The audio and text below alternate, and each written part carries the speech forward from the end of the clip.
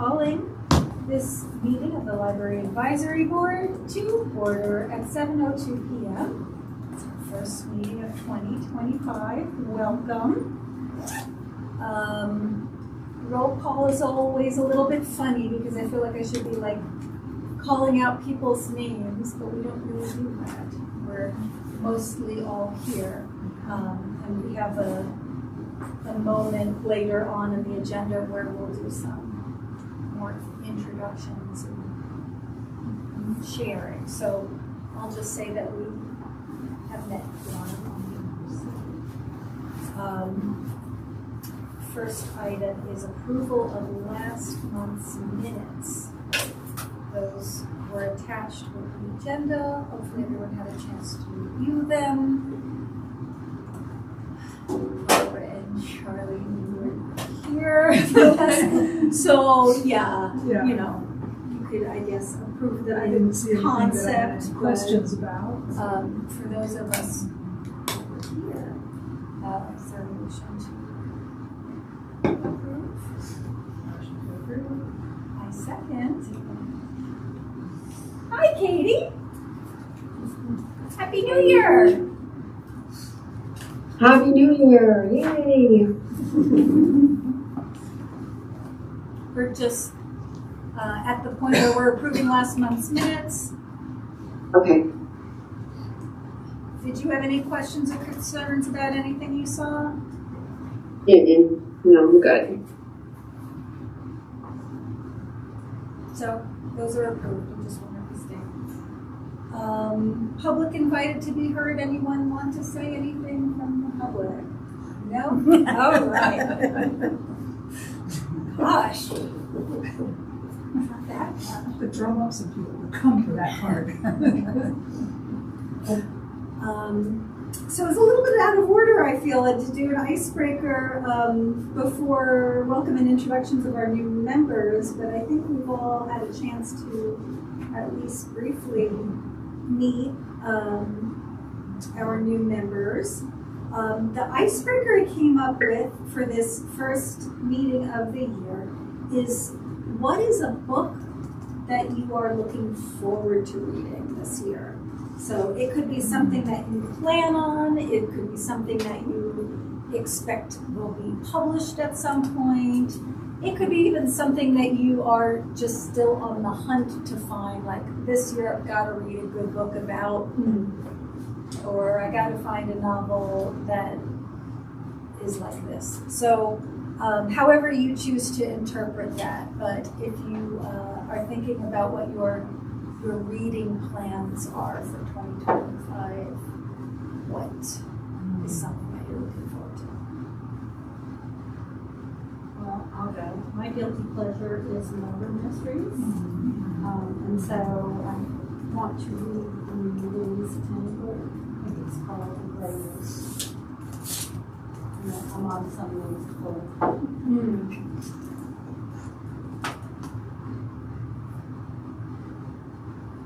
And you want to read it because you've read the other ones? I've read all the Yes.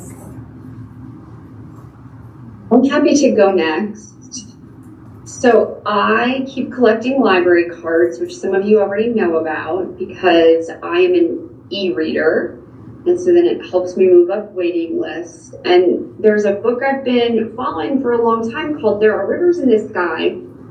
And it was available. I'm like, oh, I'm gonna do that next. And then my book club decided to read it. And suddenly it was crazy unavailable. And it has been for like the last 2 months.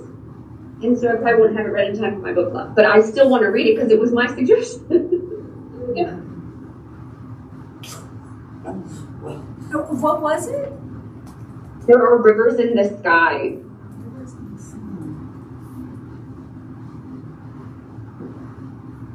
It has gotten very popular again all of a sudden. As good books happen to do sometimes. It seems they come in waves, a good book.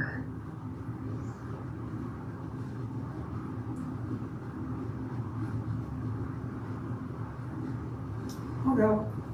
Although I've actually gotten both of these books because I put them on hold and they actually came in. So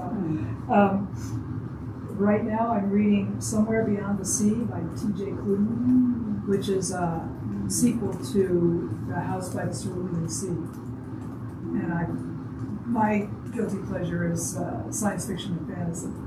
But not all science, it has to be good. So I'm kind of partway through that, and I'm not sure what I think of it yet. And one I just finished that I really was looking forward to was called Something in the Woods Loves You. Who was it by? Can't remember his name. But it's by a man who had serious depression. I mean, couldn't get out of bed, depression. And he starts walking in the woods near his house because his wife pushes him out to do that. And he reconnects with how he was as a little boy and loving the woods. And each chapter has like a tree or an animal or something that he relates nature to healing from depression. It's really good, very well written. So I highly recommend that one. I don't really have a book I'm looking forward to as much as I am like partway through a book and so I'm looking forward to finishing it. But I'm reading Wintering by Catherine May. And it's like all about, it's kind of like a memoir, I guess. And she has some difficult health issues or whatever, and she's going into a period of her life where she's wintering, as she calls it, but then she also goes through different ways that different cultures who live far in the north and it's very cold prepare for winter, and kind of how you can relate that to your own life and that too. So, but it's an interesting like memoir plus like practical tips and tricks or whatever. So it's kind of a I'm finding like I'm binging it. So. Can I ask how you found your way to that book? Because I've noticed that has it's not a new book, but there's like a real resurgence in interest. You know what? I think it came out in I'm looking at it right now. It came out in 2020, so it's kind of still new. I know it had been on my like to be read pile, but then I think as winter approached, I must have seen it on social media or something. It maybe a couple of them, and So it's really good. Yeah. And who was the author again? Catherine May. Catherine. With a C or a K? With a K.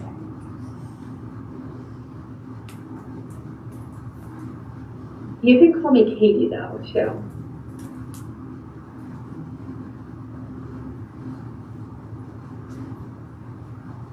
I can go next.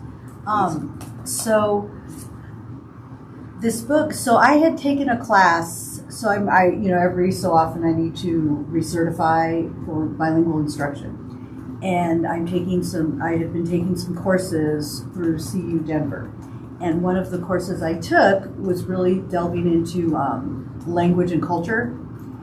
And the book, we read the introduction in chapter 1 for one of our assignments.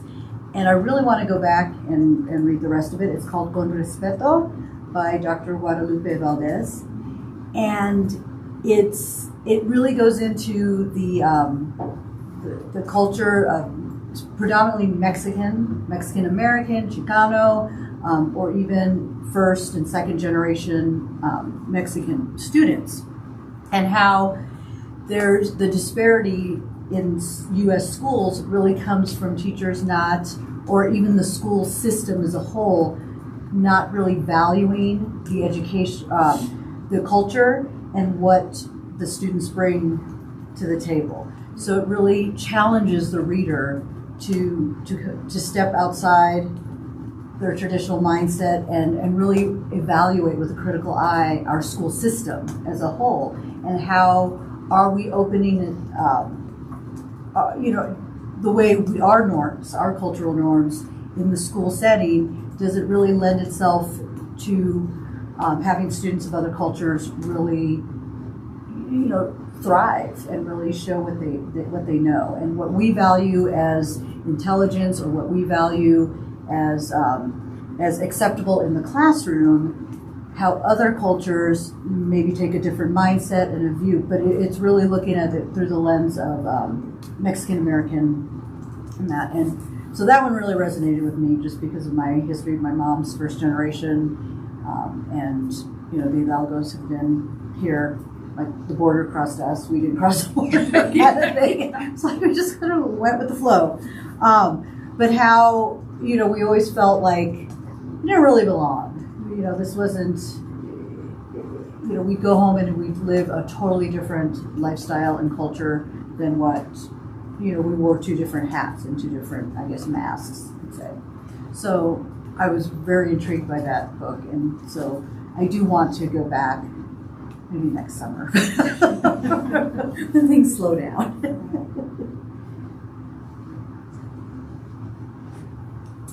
Well, I got a book for Christmas called The Red Tarot.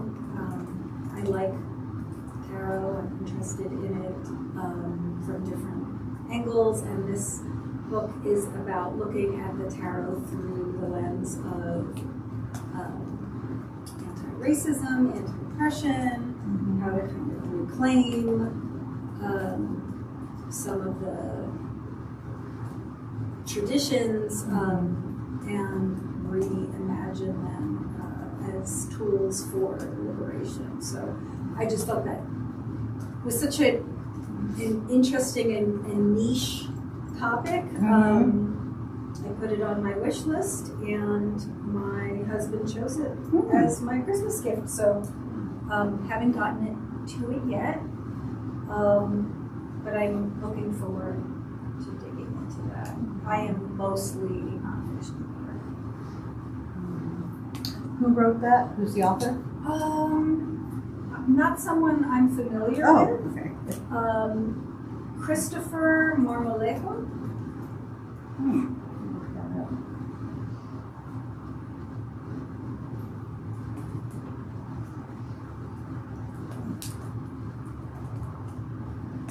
Want to share anything, John or Tracy?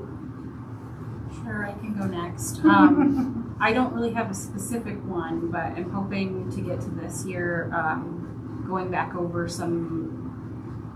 several years ago, manuscripts of mine that I've written, my personal books, and this one in particular is a finished work, but a very, very rough draft. So just wanting to go back over that first draft of it and add all of the many, many notes that I have and try to kind of finish a final draft of that book. It's been several years since I actually wrote that first draft, so just looking back at that and the process and kind of the notes and things I have, I think will be really exciting for me. So, Fiction or nonfiction? it's fiction. I would say it's very heavily inspired by nonfiction, a lot of elements of nonfiction, but it is fiction.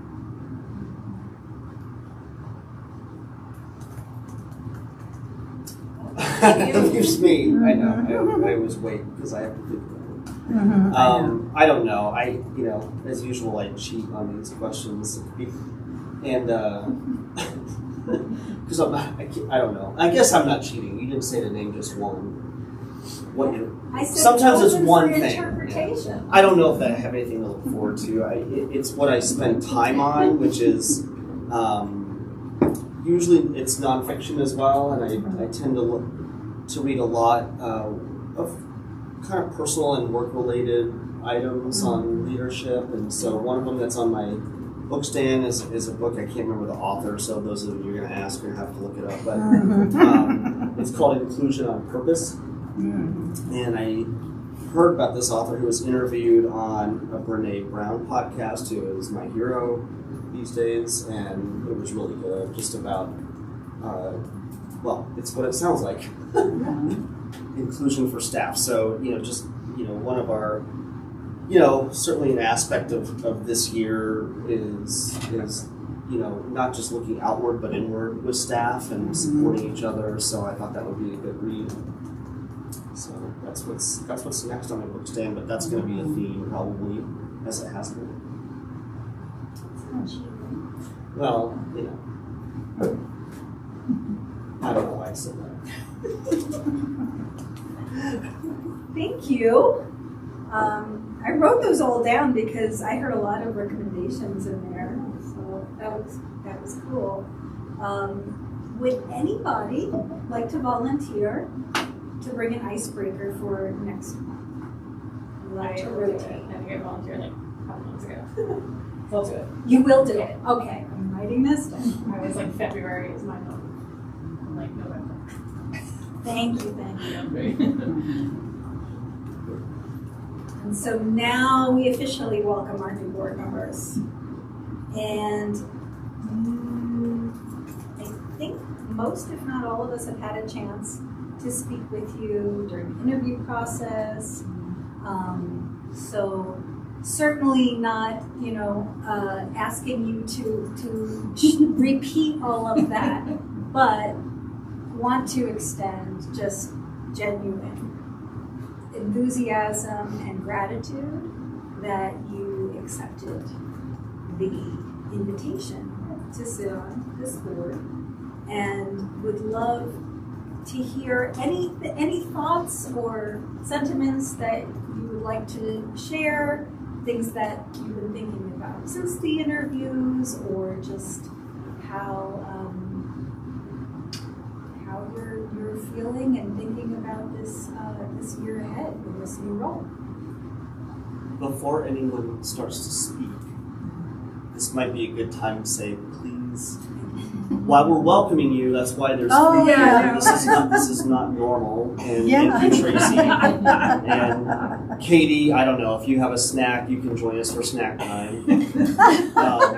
But please feel free to take something and pass around, and I don't want to interrupt anymore, but I just want to mention. Yeah. No, thank you, and maybe after we can even just take a minute or two Yeah. if people need to get up and actually reach. Well, I'll go first. I did come to the November meeting, I think it was, just to see what it was like, because I thought, well, if I'm applying for something, I really should go and see what it's like and see if I like these people. And I was very impressed, particularly with the friends. And Yeah, that was the that non-meeting. was the non-meeting. October non-meeting. Yeah, non-quorum, and the friends were there. Right. That was very interesting.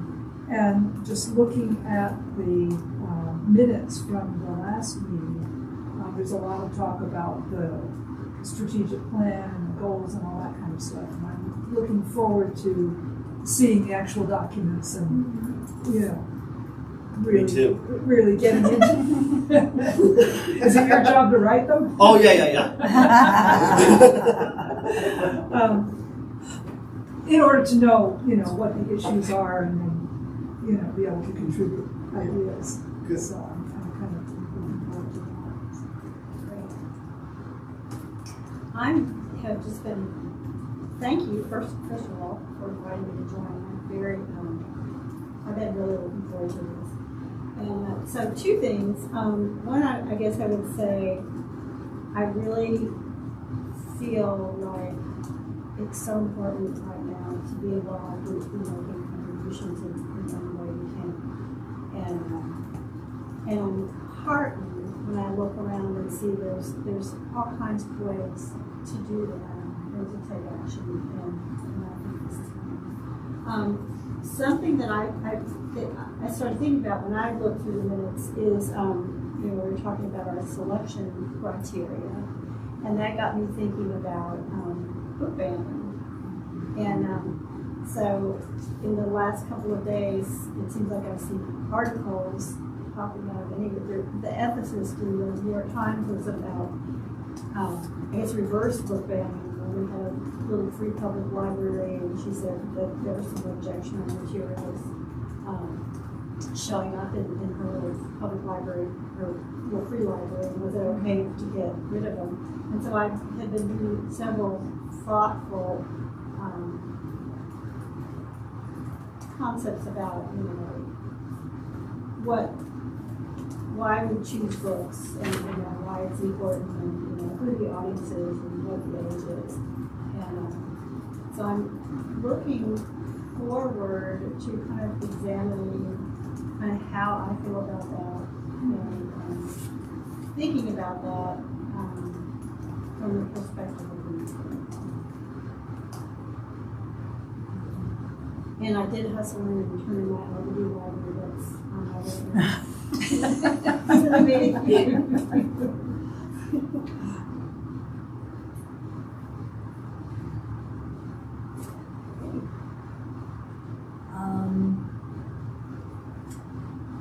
Thank you. We look forward to getting to know both of together and hearing from you as the conversation on how to support the library continues. Feels like a good time at the start of the year to just have a refresher of a few things. It will be new information for our new board members, but for the rest of us, I consider it just a hygienic practice for us to remind ourselves the structure and the roles and sort of the framework in which we'll be working, and clarify, any points of confusion still hanging out or questions, so on. We do need to select a couple of roles on this board now that we have 5 members. With our previous vice chair stepping off, Kat, we have to elect a new vice chair for this year. And this was a conversation that was started several months ago, I think in the fall, but maybe over the summer. But I do want to get clear on the role of the liaison to the Friends of the Longmont Library moving forward. I am not going to be able to fill that role, so for Barbara and Charlene, I was the liaison to the Friends. Before I stepped into the chair role, I juggled both for a while. I'm not clear, Katie, on what your wish or intention was with the Friends in a formal sense, but I definitely am looking to officially pass that baton and just focus on one role from here on. So we can address both of those things tonight. So my understanding Yes. was that we were looking to kind of streamline that role and make it more of a quarterly check-in, have them come every once in a while, have me go every once in a while, but kind of let them do their own thing and have their own space a little bit more. But Okay. if you're feeling like that needs to be a monthly check-in, then I am happy to let somebody else do that for sure. I don't have the capacity for that, but I also don't feel comfortable doing that as somebody who's not technically on their board. I'm more happy to go kind of as like a goodwill, keeping strong communications and relationships over, but I don't want them to feel like I have a heavy presence, and since they don't have a relationship with me like they do with you, that's how I would feel. And so if you want it to be more than every few months, I don't know that I would feel comfortable with that.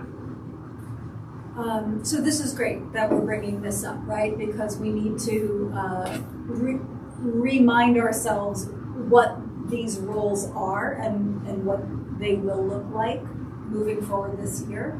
I don't have a strong feeling. The Friends Liaison is one role that is not super clearly defined. I think I was maybe a little bit more closely involved than is necessary or that previous liaisons were. Some of that was just out of personal interest.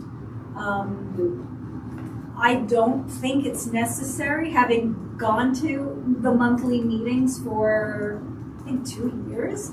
I don't think it's necessary to be there every month. I think it's fine to attend every quarter or as invited even. I do think it is really in everyone's best interest to keep a regular connection with the Friends Board because our missions and our goals are so closely aligned. However, I don't think it needs to be.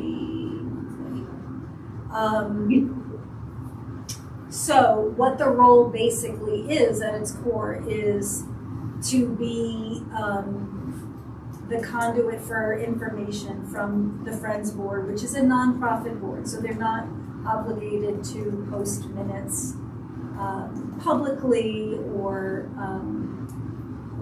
share that information out in a structured way beyond their own ranks.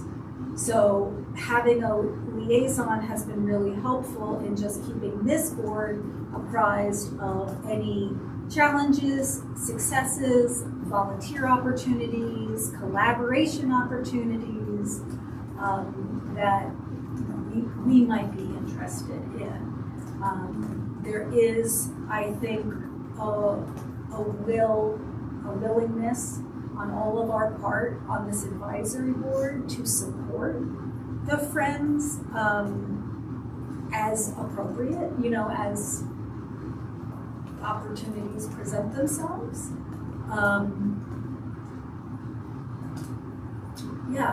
So beyond that, it really is something that can be defined by the individual in that role. But keeping that communication, that line of communication open and fostering friendly, supportive relations with the Friends Board. Those are the main criteria. For the vice chair, there isn't really an ongoing expectation in terms of tasks or responsibilities. It is that backup person who, if the chair isn't able to attend a meeting or isn't able to represent the advisory board in some conversation or other capacity, the vice chair could step in and facilitate a meeting. Can the vice chair sign off on minutes in the absence of the chair? Yes. So it really is kind of a fill-in role.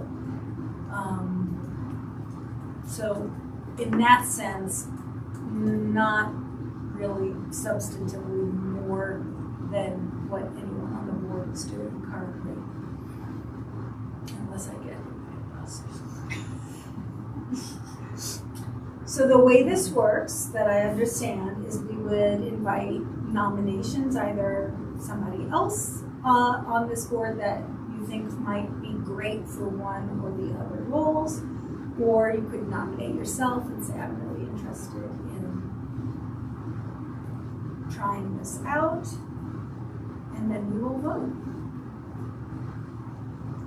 Does anyone have questions about either of those openings?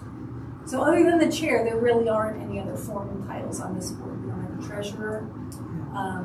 Tracy serves as our secretary.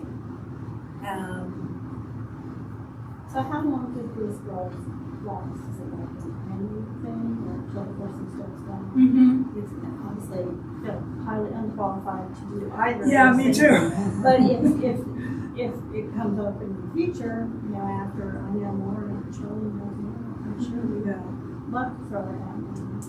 So maybe that would comfort somebody who wants to nominate themselves now, knowing that maybe it wouldn't be forever. Katie, are you thinking of doing the Friends of the Library liaison? I'm happy to, but if that's something that interests you, Nicole, I would love for you to. That's up to you. No, I mean I'm happy to do whatever helps. So I mean I can do either role. I have never been to a Friends of the Library meeting, so I'm happy to go to one either way. Either one. It could be something that you and I also take turns on as well, if that's what you want. Yeah, sure. That might be a good. I don't have capacity right now for chair. Do we have to? Are we just re-nominating Jamie, or does she get to serve a full year term from when she was nominated in? Yeah, so the chair position at this time is not open. Okay, because good. I would be, If we're unless talking there was about a reason Vice chair? Okay, good. You get a full chair. You get a full year regardless of when you were started. That's good. So this is vice chair and friends. And friends is what we're voting on tonight. Okay. With the reminder that the friends role may be tailored to the person's needs.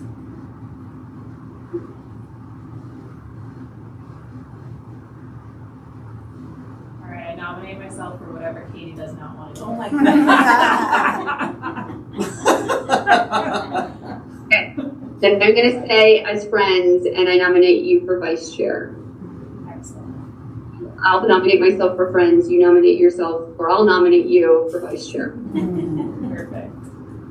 I'll second the nomination for the Friends Liaison. Let's handle that one first. All those in favor? Aye. All those opposed? Okay, congratulations, Katie. You'll let us know And it's what the rhythm you petition. decide on. And I will put you in touch with Sharon, with the board chair for the Friends, to just confirm this decision. Yeah, and I like the idea too of not just photobombing them, but coming on a day when they know I'm coming and that they're not discussing anything heavy or anything like that. Perfect. Yeah.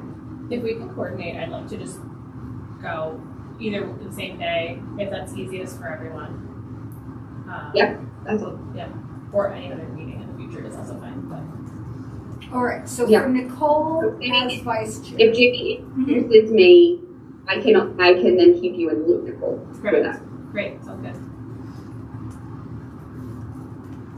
Anything else about the Friends role? We can follow up on details after the meeting. For Nicole as vice chair, nominated by Katie. I second. Thank you. All those in favor? Aye. All those opposed? All right, congratulations, Nicole. Thank you so much. I have every confidence in you. Fantastic. I'm going to start with food. Yes. Let's take a couple Everybody's being minutes too now polite. and celebrate our new officers / liaison with some food. Yes. Let's see, it's 7:35.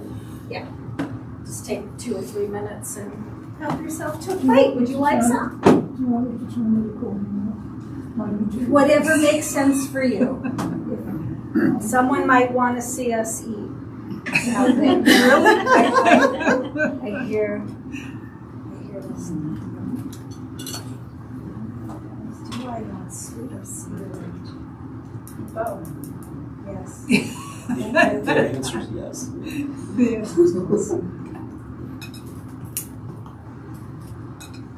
What kind of cheese is this? Is garlic and chive, goat's cheese.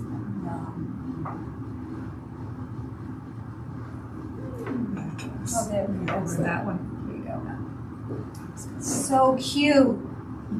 Look at these napkins. Do you know what flavor those are? Those are strawberry. They're like little Mexican cookies, but yeah, they're strawberry, like strawberry cream kind of. Okay. Let's do that. Did you like anything all the way down there? Oh, My it's water.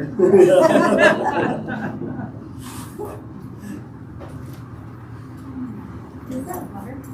Yes, correct. Yeah, Oh, yeah. it's just a dispenser. Yeah. Would you like me to use? Yeah, just half a glass. Mouth gets really dry. Yeah. It's so cold. That's fine. Stop.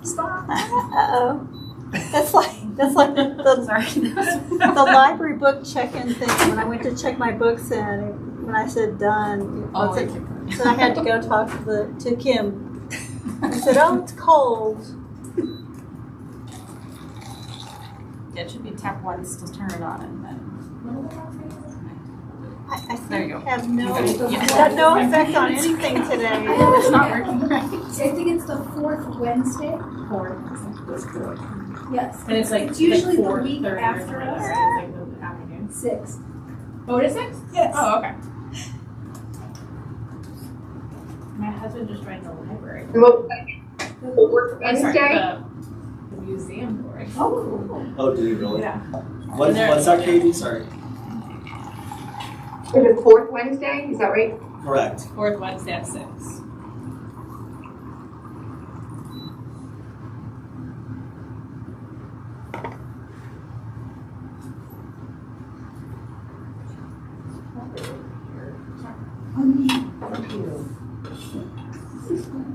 Yeah. Good. Yeah, I know. There's a lot of chairs. That's better. Did you set this all up? You else? I did, Did you set this all up? Or? Thank you. yeah, thank you. That's awesome. And also signed my husband up as a person who has absolutely no time to volunteer, even actually himself. I'm pushing my husband toward the friends as well because they could use some like physical support with moving stuff. He needs more to do. Well, maybe because it's like he's really enjoying it, I'll be able to go back and say, you need to be more than just a figurehead member. Absolutely. And they're working on broadening that, what membership means, what it involves. Yeah, they sent a newsletter around that was sounded like a kind of reform, sounded kind of interesting. It is an exciting time for them. It is like, it feels like they're a growth spurt in some ways. It is very exciting. They raise a lot of money for this library. And we're very grateful. Okay, so, now that everyone has their keys, continuing with sort of like the library refresher, I asked John to say a few things about the structure, governance, how the library is organized and how this board relates to it. Yeah, and then you can continue into your thoughts about planning forward, Sure. goals, landscape, challenges, stuff like that. Okay. So, well, I'll start with the library itself, and I'm going to share on the screen, and that way Katie can see this too. So, make sure you can see that, Katie. So, just with the library, just to give you a sense of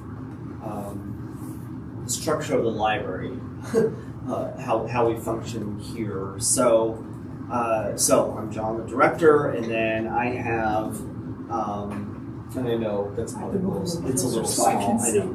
You know, and I thought about just talking this through, and then I found that I have this org chart, so I figured it would be nice to have a visual, but. You know, so you don't need to worry about all the names right now. Really, Yeah. So, you know, I have 6 direct reports. 4 of them are what we call department heads over certain functional areas of the library, right? So, Penny heads up our adult services, which is what we call it now. Back in the day, that would have been known as the reference department, but we kind of get away from that, at least in public libraries. We still do reference work traditionally, but there's a lot more that goes on there. So Penny heads up that. Julia heads up our circulation. So circulation is checkouts, returns, accounts. That's the staff that, you know, on any normal day, if you're in here getting holds, that's the staff you're interacting with most likely. They're all down here on the first floor at the desk, both desks, either that or the help desk. And this is a large staff. What you see on the org chart is just the library's full-time benefited. When you get here, particularly in circulation with part-time shelvers and pages, total library staff is about 73 people in total. Half of them work in circulation. And that's because there's just a lot to do. And in large part, they're part-time staff. And that's what we call shelvers and pages. Shelvers do just what you think they do, which is they come in and they shelve. Pages also shelve, but they also have an added responsibility of doing customer service at a desk, as well as materials retrieval for things that people place holds on. And so they go retrieve them. So that's kind of the difference there. And then you get into the full-time staff here. And every department has part-timers, which is represented at the bottom. Adult has 4 people generally. CERC, like I said, they probably have 25 to 30 part-timers in total. And then you get into tech services, library lingo there, for those of you not in library land normally. So that's, back of the office kind of operations with catalogers and acquisitions staff. That acquisition staff are responsible for both placing and receiving orders of new materials. So a lot of just system and technical work there. All of them also have a responsibility about 20 hours a week or so of working on the public desk. So it's not all backroom. Some of them are on the public desk, some of them are up in the computer lab. It just depends on their role and what they're doing. And then we have some part-time in tech services. 2 of them specifically only work in the computer lab as computer lab assistants. 20 hours a week each to help staff the lab upstairs, and they also help with classes that we teach and things like that as needed. And then when you get into children and teen services, so Claire heads that department.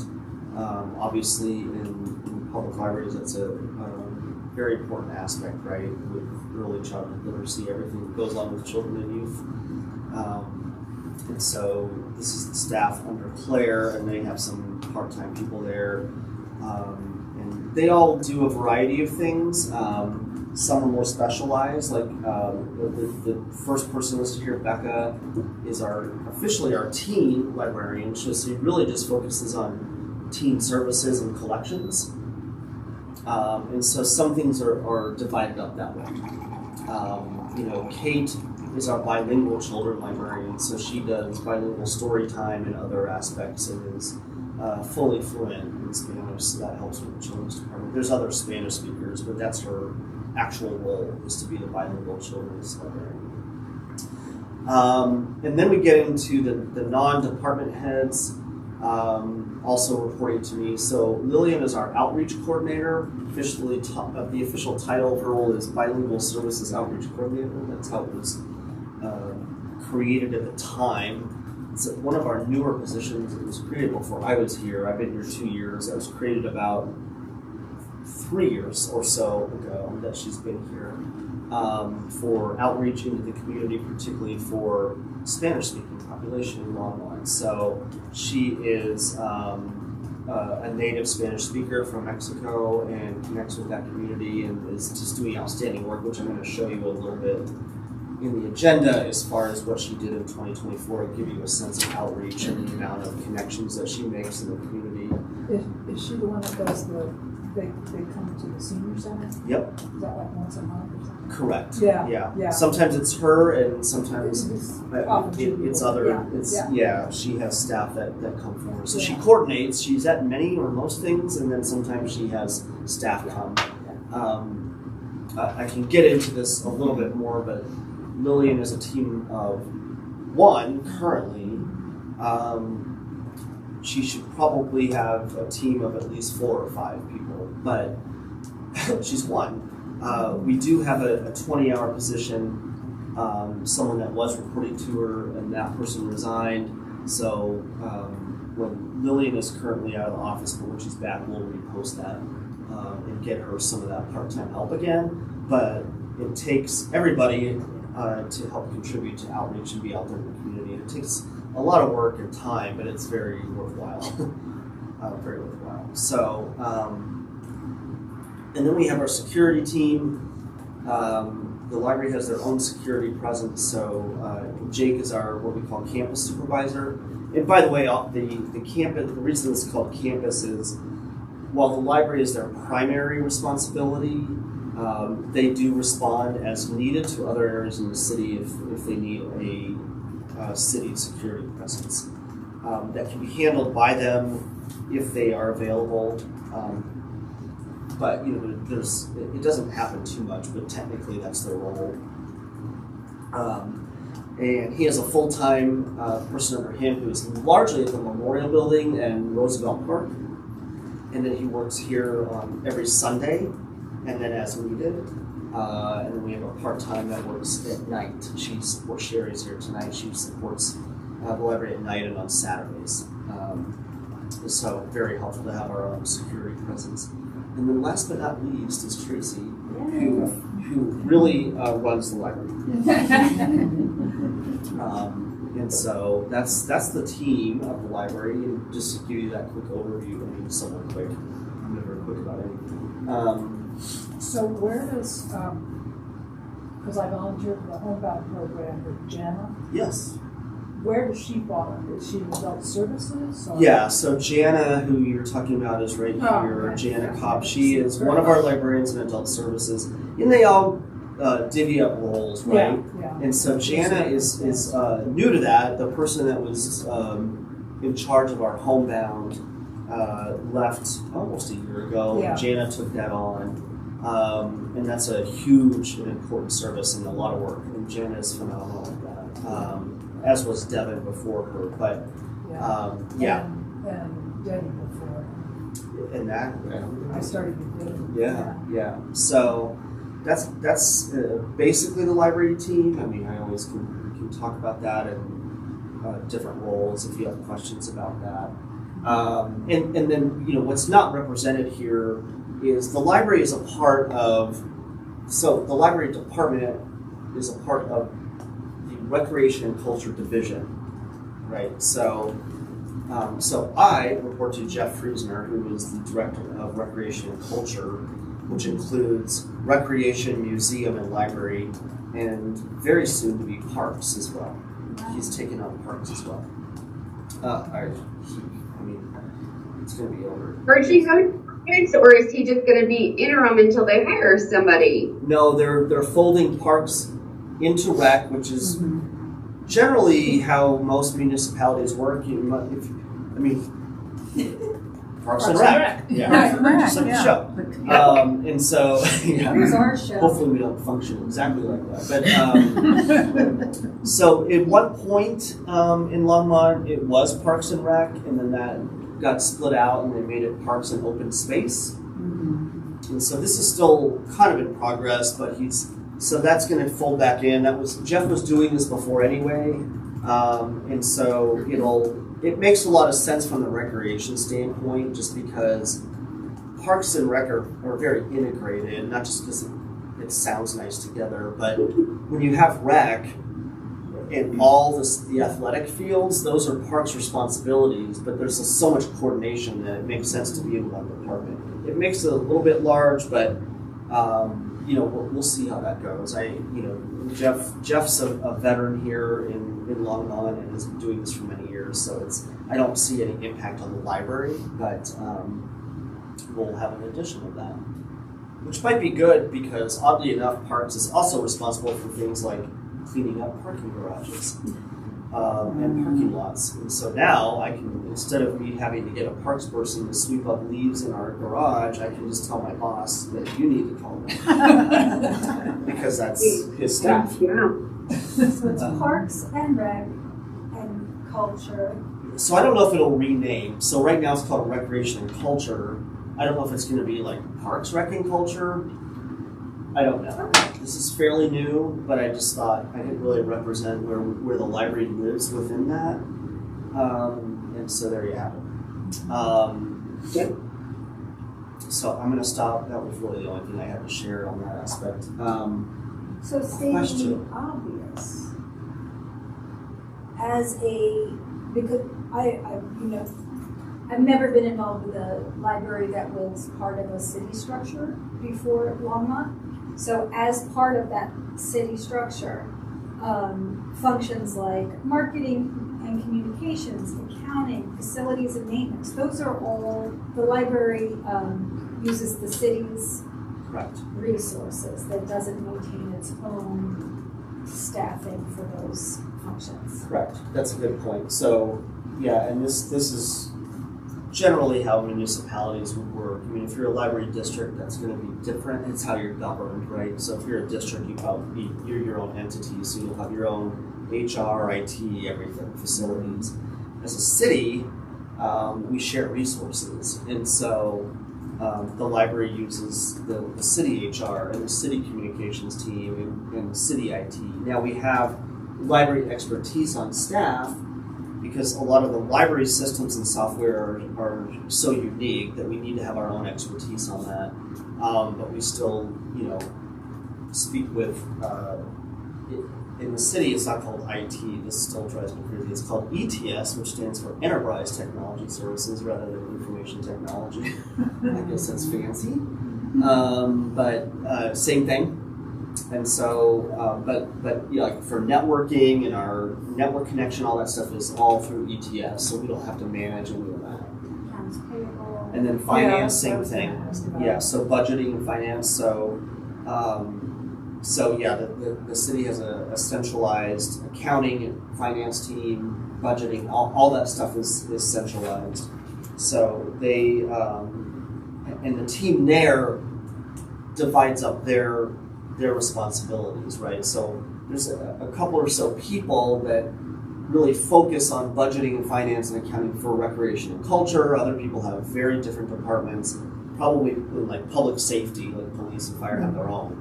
That's a whole different thing, right? So, but it's still all within finance. Where are you in terms of capacity? I mean, do you have a lot of open positions? You mentioned a couple. For the library specifically? Right now, we have, I think there's a couple or so part-time positions open. That's the norm when it comes to part-time, and with so many part-timers. Although this library, in comparison to places I've worked at, has much less turnover, and particularly for full-time staff. So it's rare that happens. We just filled 2 full-time staff from 2 people. Sorry, we filled 2 positions, both from 2 people that decided to retire at the end of the year. Otherwise, it's not often that happens. Good question. So yeah, and then in like facilities too, right? So we rely on facilities for library matters that require that. So and that's how a lot of city departments work, right? So if we have an issue here, there's a phone number or a ticketing system I would use to get support, whether it's IT, finance, whatever, or I know who to contact, who has oversight of the library specifically. I think it's helpful to understand what is immediately within your purview or influence and what you have to reach out to the city. Yeah. So it's kind of like, it would depend on what it is. Yeah. So, but using finance and budgeting is a thing. So I have full oversight and responsibility of the budget, but if I need support or questions answered, which is often, I need my hand held a lot, but that's why they're there. So if I need to run a report or do something, Tracy helps tremendously with this when it comes to budgeting on some level, but like purchasing a lot. So purchase orders, requisitions, it gets, government never makes that easy to buy anything. Actually, it's pretty good here, I have to say, because in comparison to other places I've worked, a lot of staff who have a responsibility that would warrant it have purchasing cards, and as long as a vendor you're working with can take a purchasing card, it makes life so much easier than going through a formal process within the city's accounting system to create purchase orders and things like that. But that's my support between Tracy and finance. Decision making would be mine or my boss. So thank you for bringing that up. Well, I didn't think about that. And are there any other questions on that structure or staffing before I come? How much more staff do you usually? So I've been here 2 years, and in each budgeting cycle I've been through, I have asked for. So, for example, with outreach, I think in that itself, I've asked for 2 full-time staff, and the way part-time staff works here is it's not really per position, it's sort of a dollar amount, and then you hire however that's going to work, so 10 hours a week or 15, whatever you want. That would amount to, in my mind, 2 full-time staff and probably 4 to 6 part-time people just within outreach. And then if you get into other areas, circulation needs more. I mean, we're talking, I'd have to look back in what I've requested, but it still stands the same, what that final number is. Are you able to move positions around? Like, I don't know how this works in like a government structure like this. Like, if you needed more people in outreach, could you, and somebody retired in circulation? Absolutely. You're able to move that count. Okay. Yeah, that can happen. And it, in some cases it sort of has happened. In fact, that's how outreach got a part-time position. Okay. So that wasn't new. Lily, I keep saying Lily because that's her name, but outreach was always a team of 1. The way I got a 20-hour position was within tech services, different department. They had a 20-hour position that department head agreed that it wasn't needed anymore, and he could give that position up based off need, and so that's how I was able to get that. So that definitely has and can happen. It's also not a viable solution in all cases. Right. You still need to add. We have space considerations. I mean, we need more staff, but we really don't know where to put people if we were to get that. In some ways, that's there because of the size of Longmont and the staffing level we should have for a city this size. But where they go, where they should go is in other outlets in the city. So it's a lot of things at once.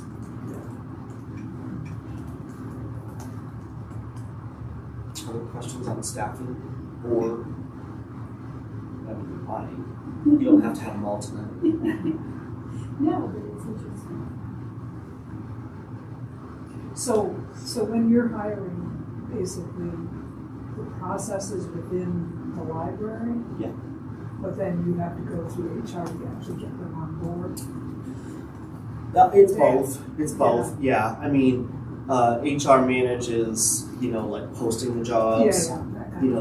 Some of that administrative work, but you do the interview. Oh yeah. Do you do it? Do you have like a committee of some of the other staff, or do you just do it yourself? Or no, it would be within the department within the library. So if children's is hiring a new position, that department head and any staff that she wants to have participate in interviews would do it. It would never be just one person.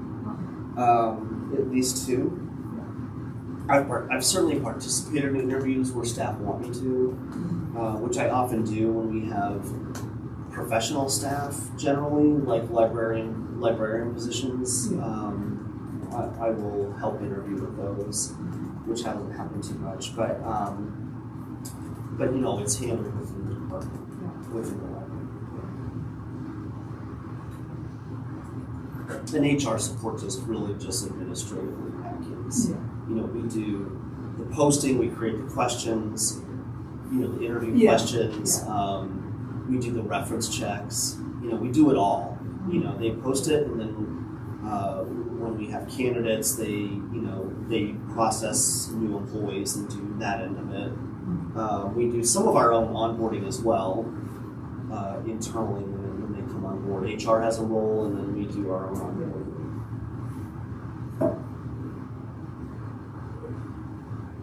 So let me, the other thing I want to talk about when we talk about overview and structure is the role of the board itself. which you may know, but like Jamie said, it's worth a refresher.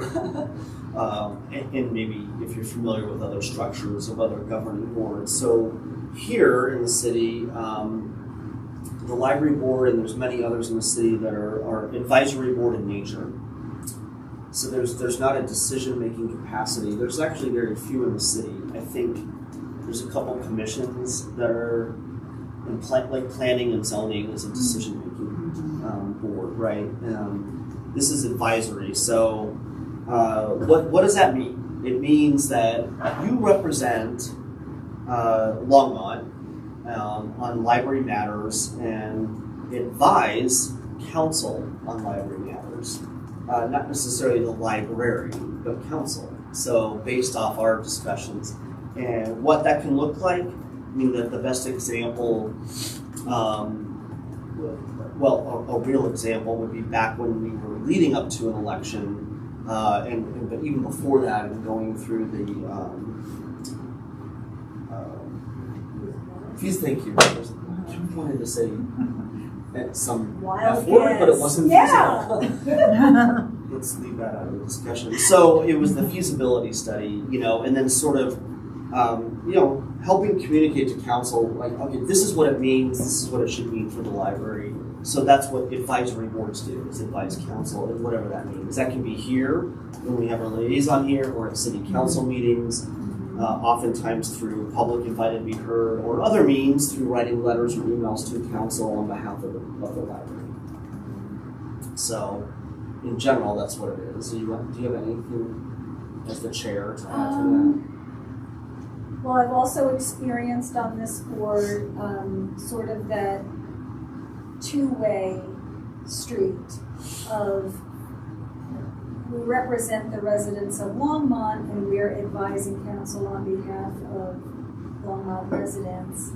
And if we have an understanding or we have information, knowledge that we believe maybe the Longmont residents don't all have or all share. There's that community engagement piece that I think is really important and maybe even ripe for expanding in making sure that Longmont residents understand the role and the influence that they have on the future of their library. And these are the channels through which Longmont residents can make their voices heard, can communicate surely through us as an advisory board. I mean, we have the public invited to be heard on every agenda. And in 2 years, I've not had anyone come to a meeting. So if there are residents who want to speak up and express thoughts about the direction of the library, right? So not operational, I think this book should be taken off the shelf, or I think the library really needs extra seating, chairs and tables in this area. Like, that is not really our realm, but in terms of the future, the budgeting, that sort of higher level stuff, it might be good to remind the public that we are a vehicle for receiving those comments as well. Or we could advise the residents on, hey, there's a council meeting coming up and we're looking for more members of the public to come and give comment on this topic or that topic. And I'm thinking way back to when I first got involved with this board, and there was a call to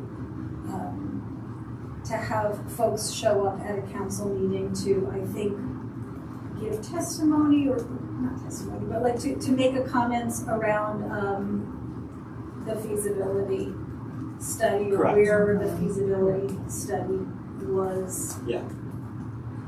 At that That was time. one aspect. Yeah. Yeah. So other things that I do as the director to bring here, anytime that library staff either create a new or update policies that we have, I always bring it to the board. You know, and it's the most formal it gets is for the board to look at it and generally make a motion that, you know, it's the board has read it and basically accepts it. You know, it's, you know, there's on a technical level, there's no requirement that I do that, but since everyone here is representing the city, I think it's good to bring those things forward so that the board's aware, and if there's actual questions or concerns on it, I will do that before. Then my process then is then to send it to the city attorney's office, one of the other departments I work with on that, you know, to read through and make sure, you know, everything checks off from a legal perspective before we post a new policy or update it. Some updates are fairly minor, but anytime I do that, I'll bring things like that. And this kind of gets into, well, this is B, I guess I can go into that. Things like strategic planning. So I'll talk a little bit about that, particularly for both of you that are new. So we, as library staff, well, let me even back up before that. So, like I mentioned, I'm here just over 2 years. There has not been that I could find any kind of strategic plan that was in place for a number of years. And, you know, it's certainly beneficial to have those things in place, you know, give, you know, some direction and things like that. So I think an ideal way to proceed with a strategic plan, you know, would be to do community focus groups and things like that, you know, and really develop it that way. But, you know, that really not being an option for us, we did it a little bit differently, starting out with an all-day retreat that I kind of have a leadership team here that is, when you saw the structure, it's all the direct reports that you saw, and then there's some other people that are in leadership roles here. Some of them may not be supervisory, which doesn't matter, but they're, and so we spent a day with one of our assistant city managers who has a background in strategic planning, and did a retreat and kind of came up with overarching goals or themes that we want to kind of give ourselves some direction with. You know, and I don't want to say there's not community input. It's certainly a lot of that's based off the work we do every day, and what are we hearing from the public, and you know, and what do we think the priorities are. But some of what's in the plan is figuring out some of those priorities as well. I mean, we think we know, but some of that will be through like demographic kind of things, where we get, you know, what are interests of certain areas in town, and what are their likes, what are their dislikes, how do they use the library or not use the library, which will help inform a little bit of that. And so we did that retreat back in September, and since then I've been working with my direct reports on really constructing what that plan is based off those themes, and all staff, I should say, had input. So at the end of that day, we literally had, and sorry, let me digress again. Jamie represented the board on that retreat day, so the library board was there in representation too, so that was sort of also a way to have community input. The themes informed like 5 or 6 different boards of themes, right? And so those themes were things like programming, collections, literacy, you know, I'm trying to think of them all, I should know it, but anyway, it's a little fuzzy. And so then we set up a room for all the other staff who couldn't be there, right? I can't bring all 75 people here, And so And you'd have to close the library. and also that would be probably too many people to be effective for an activity like that. So we gave the rest of the staff a couple weeks to come in and look at these boards. I gave them a lot of background of how they were developed, and then they had an opportunity to basically write on them or make sticky notes, like what's missing, what do you think, or what's here that you don't think is relevant. And so we got a lot of good feedback there, which helped inform it. In fact, literacy being one of the overarching themes was not a theme that came out of the day of the retreat. But through staff feedback and conversations with my direct reports and other leaders in the library, I realized that really should be a theme, and not just childhood literacy, right? Literacy across the board. So, that's how things have morphed. And so we're at a point now where what has been completed is a new mission statement and a vision statement and core values, which I shared last month, I think, or the month before, and you can certainly go back to minutes and see, because that was part of the packet, or was it? If not, I'll share them again. We're not done talking about that here, by the way. And so, because it was just mentioned. I think I shared it here. No detail. Yeah, and now that as I was talking, I realized I didn't put it in the packet, but in part because I just wanted to have it be a conversation in case it's not finalized. But I'll make sure that we're going to talk about it more. Tonight's not really one of the nights, because since the last time when we kind of finalized the mission, vision, and core values, right now we're working through details of the plan. I would say probably by the time we meet in February here, because especially since we'll have an added week because of the holiday, I'm hopeful that I'll be able to bring in at least some kind of draft here for the board to have a chance to review, ask questions, all that kind of stuff. There'll be plenty of time for that. But I'm excited about this, and I think staff are too, because what are we doing? I mean, we're good at what we do. Some of it is we're good at what we do and we don't tell anyone we're doing it. That's part of what's in the plan, actually. It's like we need to tell people that we should be really thought of for literacy. And I'm not sure that that's there. So there's a lot of advocacy. That's probably the biggest theme in general. Anything I could talk about is advocacy.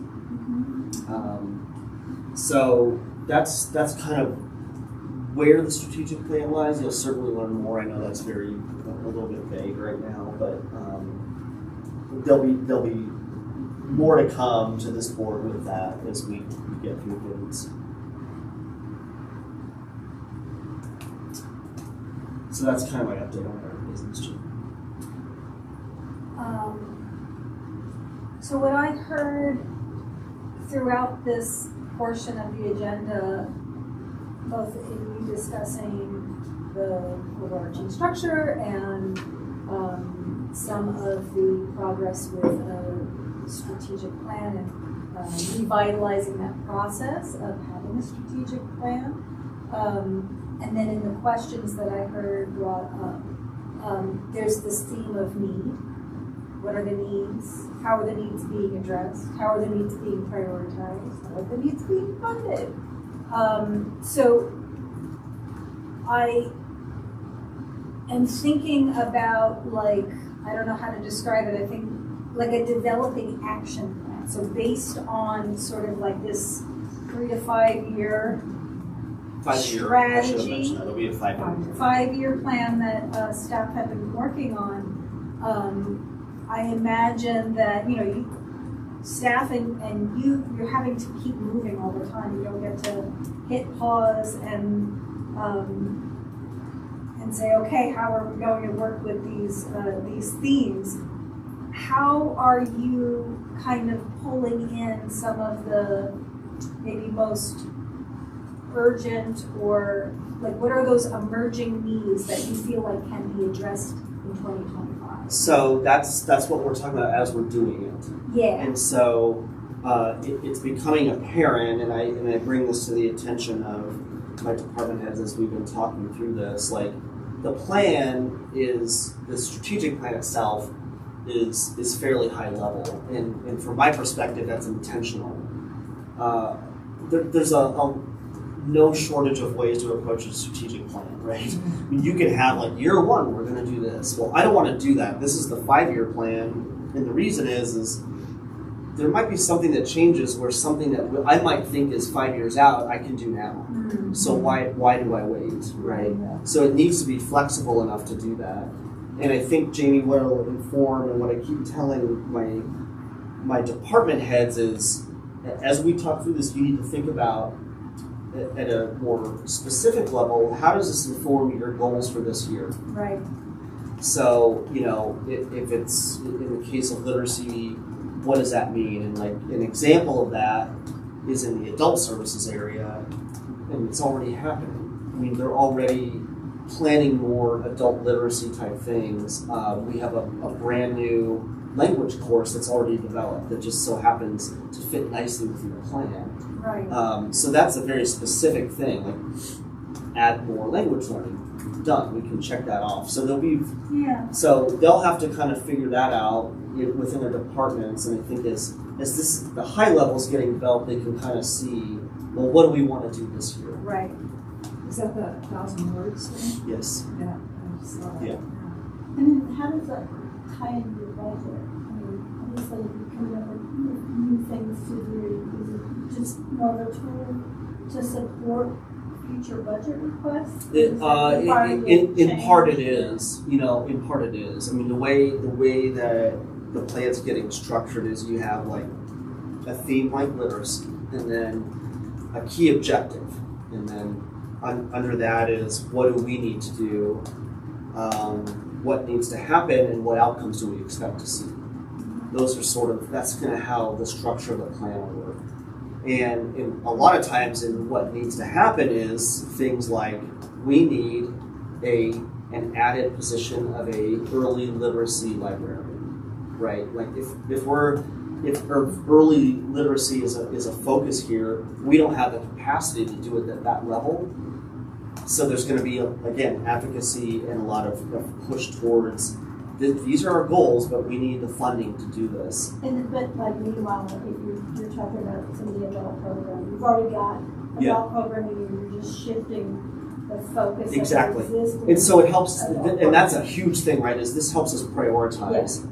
So, because currently, I have wonderful creative staff, but there's really not really any way we know what programs are valuable or not. Some of that is going to come through really paying the community and trying to learn through what people want to do. And do you have anything in place already for how you're getting this information from the community, or is that coming with the plan? It's also in the plan. But the resources are there. So one of the city managers, within the city manager's office, is a department called Strategic Initiatives, and that's like a data house. And it's in the plan.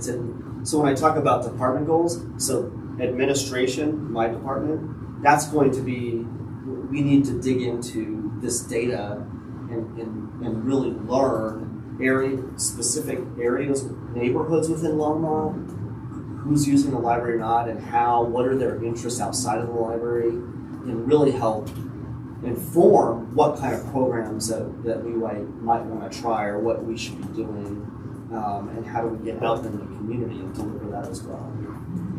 Do they collect, or do you collect, or does anybody collect data about library patrons checking things out? Because I know there's a problem with privacy and that kind of stuff, and there was a while back when we now get rid of checkout records so that the FBI can't. That's still a thing. I know it's still a thing. Yeah.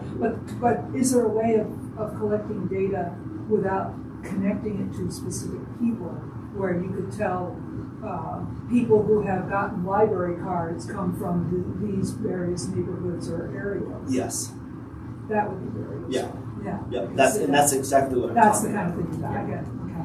yeah, it's, you know, in part, some of that's like market segmentation kind of things, Yeah. right, where you Yeah. even look at people's purchasing habits, you know, to help you kind of like, well, this is, you know, whatever it might be, you know, this little pocket of town has, no one has a library card, yet they're all interested in baking bread. I don't know, you know, I'm just saying, like, Yeah. it could be anything. It's like, well, let's figure that out, you know. Yeah. What languages do they speak in this neighborhood? You know, I mean, that's maybe why they're not using the library, because we're not speaking to them. So, yeah, exactly. Cool. So are you able to speak to any of these sort of emergent priorities? Like what feels most relevant to this board in terms of advocacy and support? Are there any things that you can pick out of that, you know, those polls for the year, like that this board would be most relevant for this board? I think it's going to be there. Yeah. I mean, I can't choose that. I mean, one thing I could say, and in part, one of the reasons literacy became, which seems obvious, you know, now that I think about it, but part of what informed that was actually was city council priorities that they set a couple of years ago, which one of them is early childhood education. Yeah. And it's been there, and it's like, you know, we looked inward and we're like, wait a minute, we're already doing this.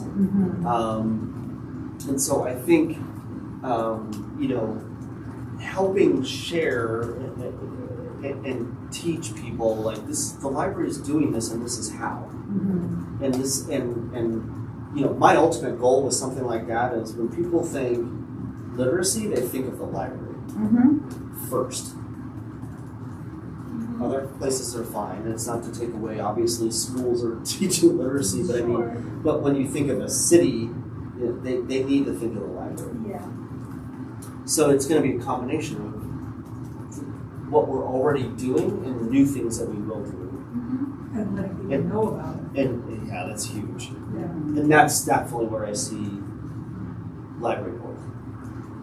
Advising council on and the city on those matters, and this is what the library is doing, and this is why it matters. Right.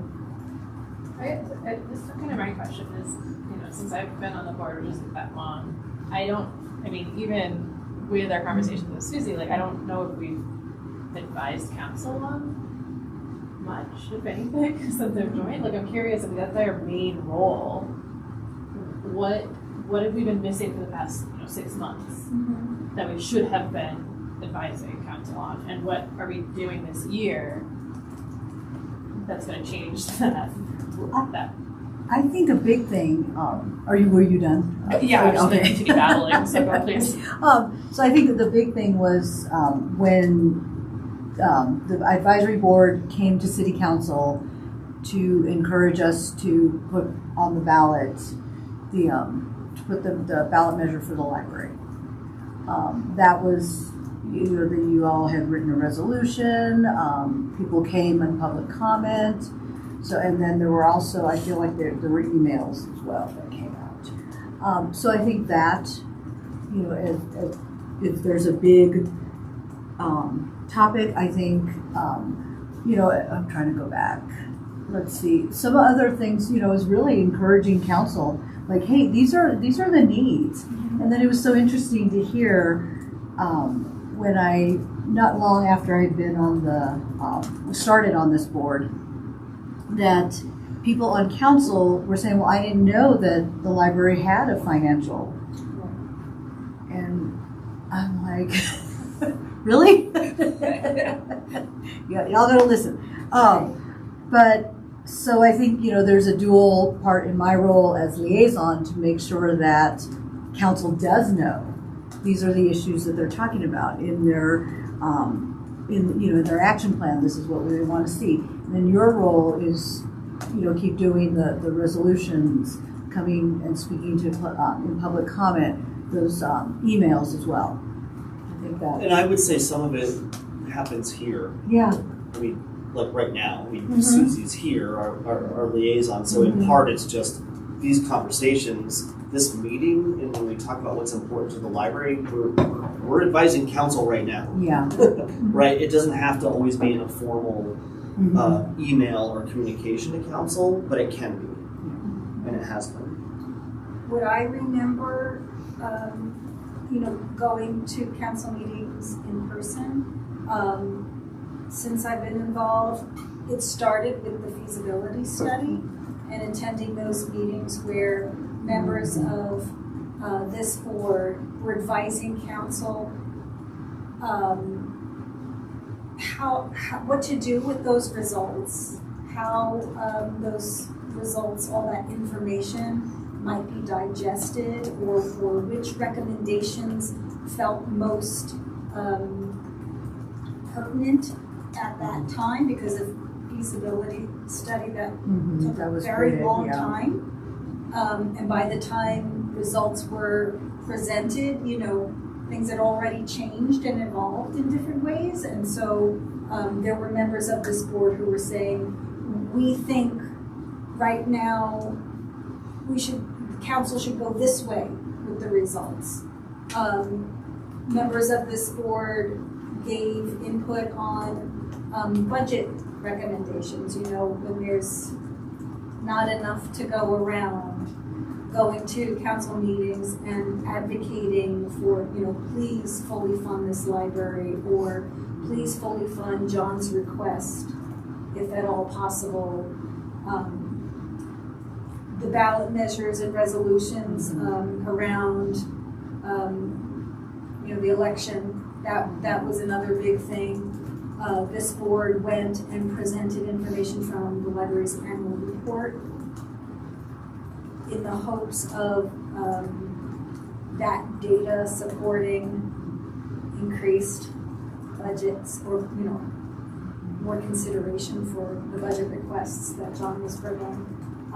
I wonder if there's anything to discuss about this combining of departments, if there's any potential ramifications or concerns for the library in combining with Parks and Rec and this and that. Like, is there increased feelings either for you or staff that the library might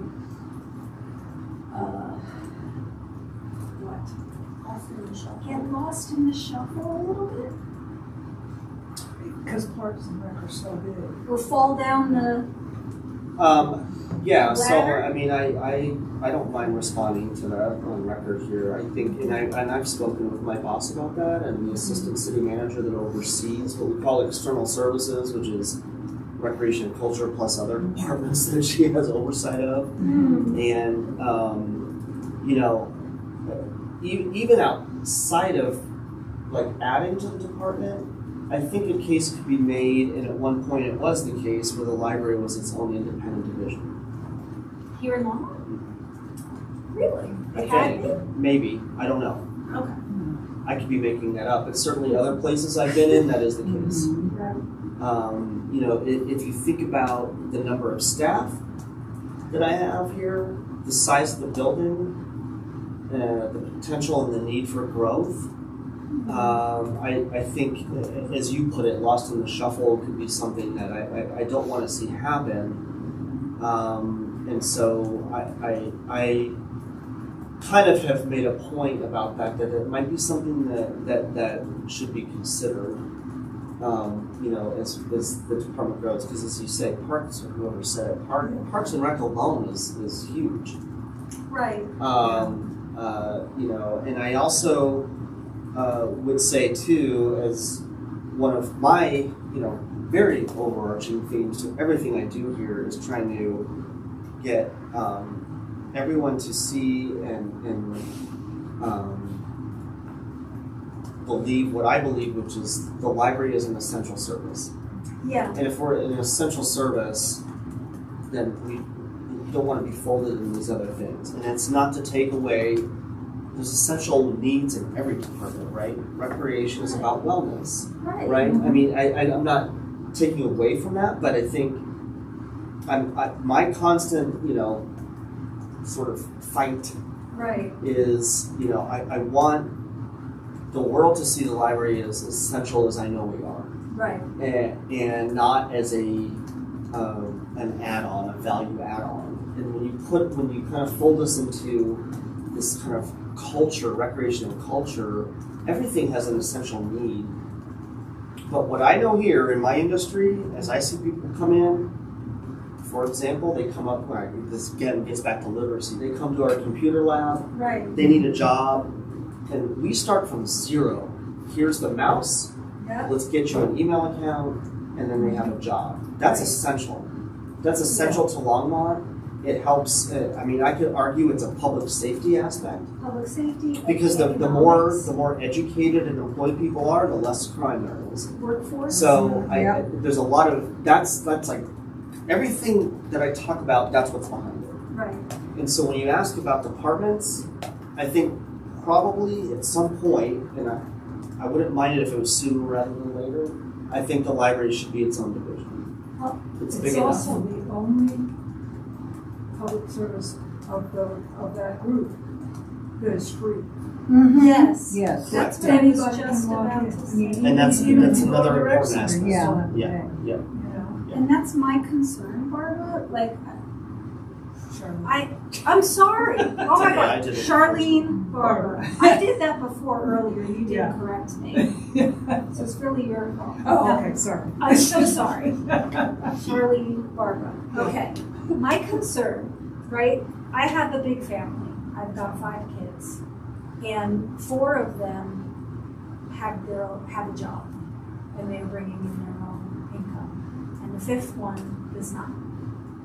So in terms of like distributing resources, attention, etc., it's not even. It's not, it doesn't feel like a fair spread because we're the only entity, not only are we the only entity that is complete, well, parks are free to go to a Well, park. yeah, Yes. outside, yeah. So the Yeah, library activities. is free to use, but it's also not a revenue, like, Yeah. generating. We don't charge memberships. We don't have, like, other than the friends of the library who are volunteer, Yeah. we don't have a structure baked in that that funds the library at a significant level. No, there's a difference there because in recreation, I mean, there's a requirement. I mean, their budget requires a certain percentage of revenue. They have to. I'm sorry, say that again okay. so I understand. Well, I'm just saying there's a requirement when you're in recreation specifically that you have to generate a certain amount of revenue Mm-hmm. as a part of your budget that I don't have. So that's why, Right. like you say, there's Yeah. charged services, whether it's rec use or memberships or whatever. And, in and of itself, I mean, I think it's a factor. But even as I say this, as the current department, we talk a lot about collaborative efforts and what does that look like? That could really benefit residents. So I don't want to see that go away either. Right. But it's, when you get into charged services versus not. Well, and it's also, it's I mean, unrealistic. I've read articles about this, from kind of the, just based on public spaces. It's an open public space where anyone in the community can come. And that's very rare, where you don't have to pay. There's no expectation of spending money. Yeah. And so then, and you have the spaces where groups of people can meet, you have spaces for individual people, Right. and that's a huge part of, what we think a city should provide for Right. its citizens. Could you really, I'm sorry, when you're talking about the feasibility study, could you explain what you're talking about? Yeah, so this goes back a number of years before I was here, and the library is being talked about as being very underfunded, and while other departments were increasing in funding, and so is eventually got the attention of the city manager's office, and it turned into hiring a consultant to do a feasibility study to see where the library is and what's needed. And so unfortunately, this was started right before COVID. It took a long time. That got interrupted. The initial consultant stopped doing the work. They had to bring in a new one to pick up the pieces and complete it. So it took a long time. But I think it showed, it would have shown the same results. And a lot of it is, comparables to other libraries, and things we knew about Longmont. So for example, when this existing building was completed in the early 90s, the population of Longmont was just over 50,000 people. And the expectation was this is a big enough library and staffed well enough to accommodate a population of up to 65,000 people. And you see where we are now. And so a lot of what that study showed is you've well outgrown your space and your staffing. So you need to grow in both ways. And so it kind of laid out, and it's something I will make sure you can get to it, but that's not always easy to find. I'll make sure I get you the feasibility study itself. Is the council receptive to that? Yep, and so what it was, at the end of the day, what happened was that consultant presented the final results of the study to council. There was an official acceptance of this feasibility study, meaning council accepts that, we agree, or whatever that is, and that study, I think, itself informed leading into the election of we need a new library and more staff. Even though the results of that didn't happen, a lot of that was because of the feasibility study showing the need. And is some of that then transferred over part of your initiative, your goal setting you're doing now? Yes, yeah, in part. Your action. Yeah, the feasibility was much more about funding, staffing, space, not so much strategic initiatives. That's really on us, but but some of that does inform it. When you think about growth, and some of this will be reflected in the plan, which is having library services elsewhere, and what does that look like, and how do we get to the point? The election called for a very large $35 million library, and I would say, well, lovely, but really we could do this in different ways, with much less impact on citizens to pay for, in that financially, but high impact on residents, which is maybe small outlets or even just self-service kind of options to start to grow the library that way, which would, I think, build advocacy and people seeing wait a minute, now the library's in my neighborhood in some form. Right. So it's that certainly the study informed some of that thinking. Yeah. I think one of the most important things that came out of that feasibility study was that it put some data behind whether or not the library truly is underfunded, and what, and by how much, and what does it mean to be fully funded, and what could that look like. So there's been a lot of discussion, many library advocates saying we need more, we need better, and this study aimed to substantiate a lot of that. So once that was presented, and there were sort of different peers, this is what this much might get you, that's when that kind of led into the ballot measure. But there was still this conversation of, okay, so how do we decide how the library is funded and who's funding it? Is it up to council to allocate funds? Is it up to voters to designate tax money? How those needs, once legitimized and acknowledged formally, how those needs get addressed. Now that's the big question, right, that we hasn't been fully resolved yet. Well, because it sounds like both attempts, the attempts in both directions so far have not been successful, right? The ballot measure failed, and we did with the budget from last year, we didn't get any of the tier 2 funding or whatever. So, But certainly when I had my interview with the city council, I mean, they were mentioning a lot of these very issues you were talking about, neighborhoods, communications, and all of those things. So that's in there somewhere. Yeah. I mean, I think that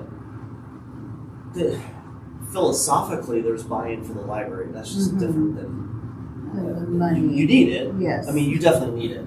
And I'm grateful, like, the city council fully philosophically supports the library and would love to see more, and I think if you ask, it's always the problem in public library land is everyone loves the library. If you survey everybody in town, you'll get a 99%. I love the library. If the next question is what's it worth to you, it's probably less than you want, and maybe zero, right? Kind of like teachers. Yeah, I know. It's libraries and education, There's right?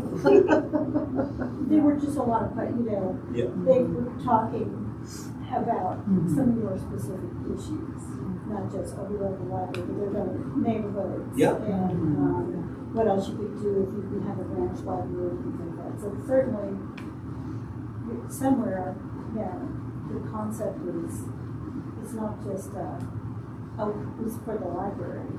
There's a wish for intentional building blocks. Yeah, and I think that's happened through my own internal conversations, but I think has also come through from library board members. Yeah. And that's why you're hearing council or whoever you talk to, council probably. That's where that's coming from. Yeah. So, they're aware of it now. Yeah. More specifics down on a more specific level than just, all of that. So you just need to write a plan. Yeah, I know. I mean, the sooner the better. Right? Yeah. It's almost done. This has been incredibly helpful. I would like to propose that we move into the reports. I was going to say, in the interest of time. And the main thing, actually, the only thing I was going to really talk about, which I mentioned before, was sharing with you outreach, which I can do quickly, I think. I'll try to be quick. This does involve a share here, but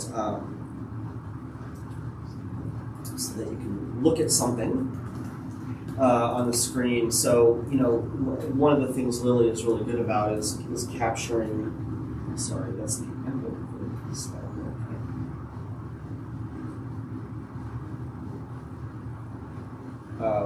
What's gone on in outreach in the year of 2024.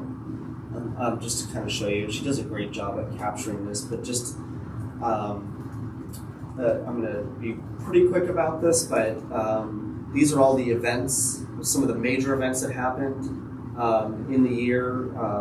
Lily doesn't do all this alone. A lot of library staff, we have to really coordinate to get support for her to do some of these events, which internally involves a lot of rescheduling and people changing up their schedules or coming in for a day where they don't work. So there's a lot that goes on here to make these things happen. The numbers there are basically what we count as some type of interaction or connection with somebody. So something like Cinco de Mayo, which is a pretty big festival, as long as someone comes up and talks to us, we basically just kind of count that as a conversation. If someone walks by and just waves at us like, "Hi, we love the library," we're probably not going to count that. I mean, we love it, but we're not really educating on the library. So, yeah, giving you that context, I think it's important to say, because you look at something like Cinco. I mean, 600 people is a lot of people to talk to. But that's the kind of stuff that goes on when we're out in the community. Parent and family events. Some of the bigger things we do is PI, Parents Involved in Education, we're at. It's a recurring thing where there's these meetings, and then Lily and our staff will take the children of those families and do programming for them when the parents have a meeting. That's one big thing. We do a lot of school activities. Something that's not really represented here is classroom visits that the children's staff do, in large part, not so much Lily herself. That's the children's staff that go and coordinate with teachers to do classroom visits and teach about the library. So there's that. This is there's a lot of information on here. This is how to not do a PowerPoint slide. But I love Lily. There's too much on here, but there's just different things I already mentioned. Some of the things like going to the parks, some of that's changing in 2025. We're kind of reshifting. One of them is the 1,000 words, to put efforts into that. That's been developed by doing outreach. So one of the places Lily has gone to ever since I've been here is she goes to a couple of the Mexican grocery stores, and she just stands out there and talks to people. And then now she's getting them to come in. That's the whole goal of what she does. And a lot of them has shared with her specifically that their English, they want to learn English better than they are learning it. So that's how she created that program. We have other language programs here, but they're much more casual and conversational in nature, and there's not really a specific skill set. So the 1,000 words is very much like, I don't know English. And so she created that totally based off her experience in being out there. I'm sorry, just really quickly. Did you say that the park events are not happening in 2025? Correct. Is there a reason for that? I'm sorry, you said you were shifting things too. Yeah, part of it is just prioritization. Okay. In capacity for what she can do.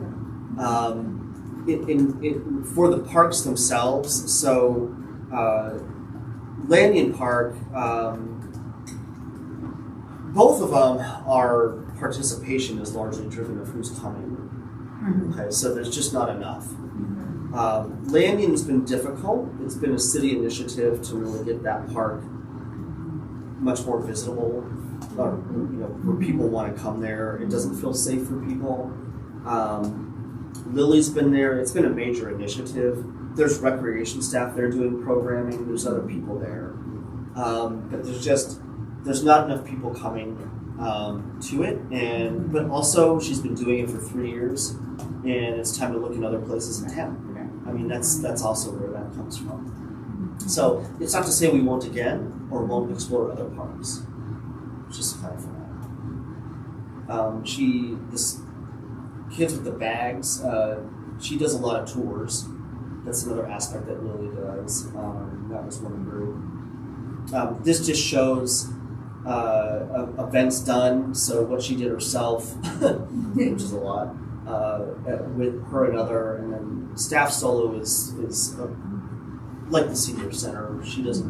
She set that up and created it, and now we have other staff that go into it, and that's been working out very well. This just shows throughout the library, every single department helps in outreach. So that's just how important it is. This gets back into tours and other groups that she's done. You can kind of see some of them listed here. A lot of times it's random. Someone will come in or a group will come in, and if we're lucky enough to have her here, she'll grab them and do a full tour of the library. Coming up this year, this is a new thing, by the way, so getting back to your park question. 1,000 Words is a new program, and she's going to be at the farmer's market this summer. That's a new thing to try out to see how that works. It's a well-attended farmer's market, so she's going to do a story time there when people are at the farmer's market. This just shows by quarter participation and outreach in comparison to last year. So some of that varies.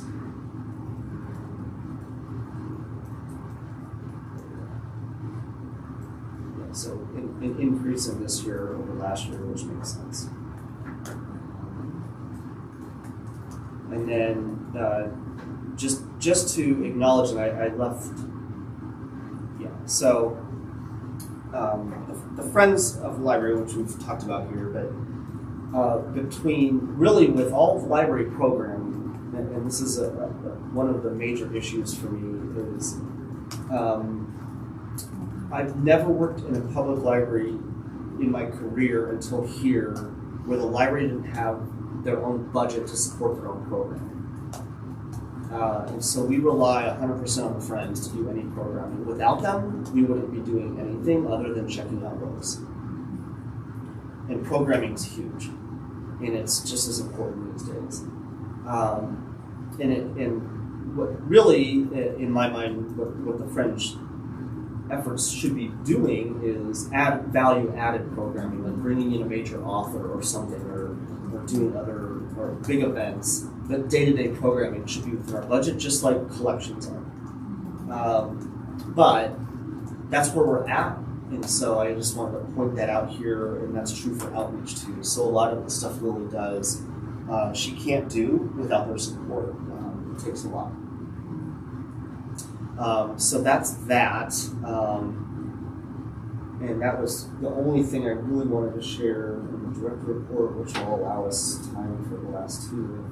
I mean, certainly if there's questions, but I know we're getting close here. Just to piggyback, I would be giving the Friends report, and it's very short. They have also had some changes on their board, so they have a new treasurer and a new vice president. They are trying to reinvigorate their membership program, their communications, their own awareness building campaign in the community to let more people know how much they carry. Their next book sale is March 12th through 15th. That's where they will generate 25% of the library's programming budget. They do about 4 sales a year, and that's where it comes from, the combination of sales revenue and what is made through the bookshop. So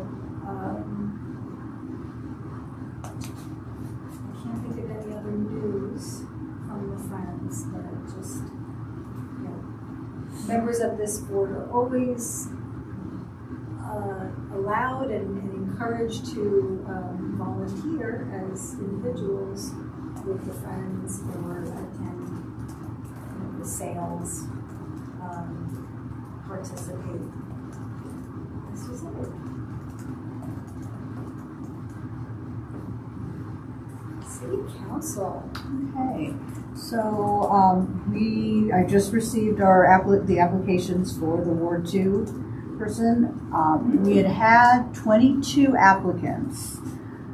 I believe 4 of them could not prove. One withdrew, and then the other 3 did not submit proof of residency in time. Yeah, so 18. So I did receive them. Looking at why do they want to get on city council? What are 2 issues? So they had to answer those.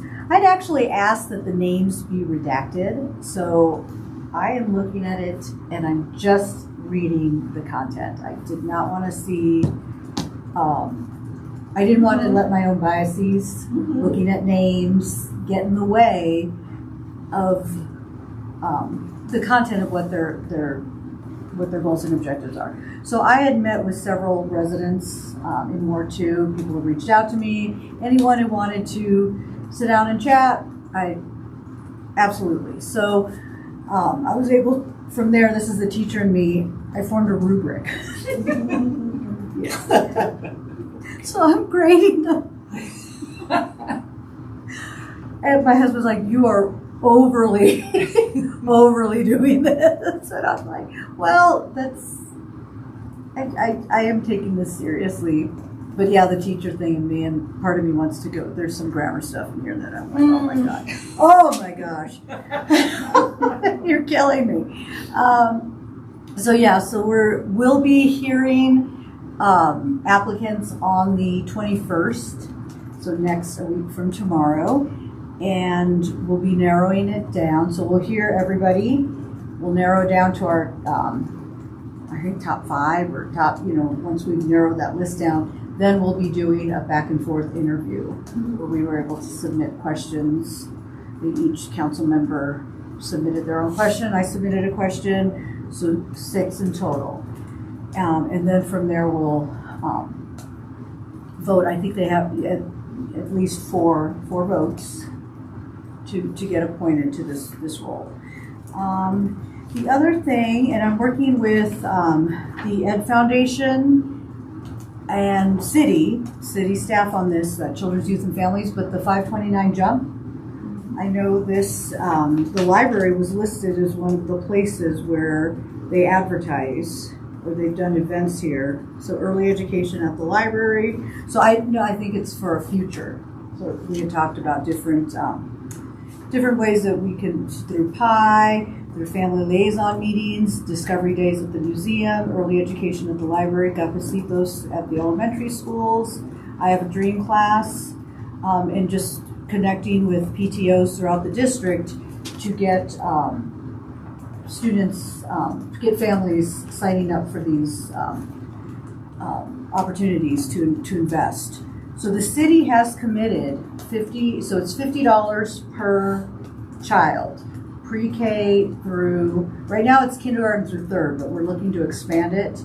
So anyone in between pre-K and 5th would be able to, they'd be able to sign on to one of these accounts, receive the $50 and get guidance in opening up an account.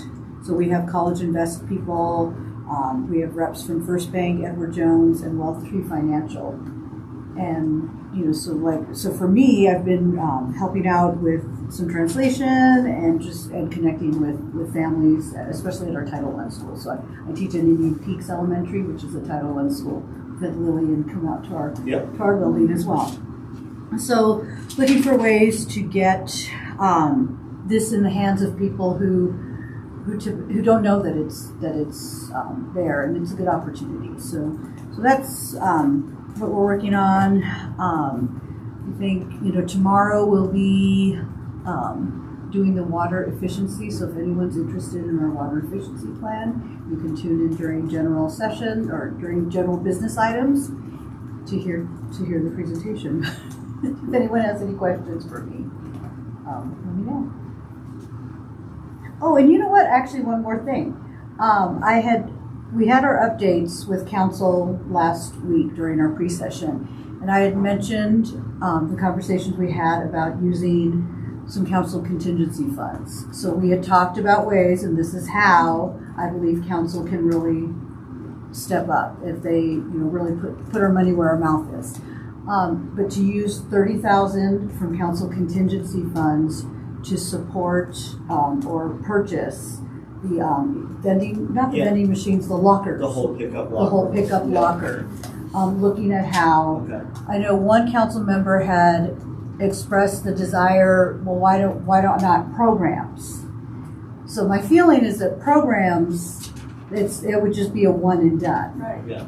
This would really give us the more bang for our buck in getting the library out there. I agree. If anyone from the board or help me, what is something I should make sure that I include as I make my motion tomorrow? Because I will be making the motion tomorrow. Tomorrow. Okay. I can. Would it help to have some more information about like? Yeah. If you could send me, I was looking everywhere for that paper that I wrote down my notes on. I can't find the little notebook. It was a tiny one. I'll get you that. Okay. Which could maybe help with that. Mm-hmm. I just feel like it's becoming more of a common thing. Which, Mm-hmm. but for me, it's like, well, it's something that to get the library out beyond where we are. Mm-hmm. A lot of people, I think, would use the library more, even if it's just for reading and putting holds on, if they could pick up their holds somewhere closer to home. Home, yes. Okay. And not deal with the traffic. Correct. Yes. And people Yeah. complain about parking, Mhm. so here's the solution.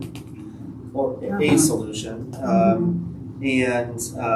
But also I think just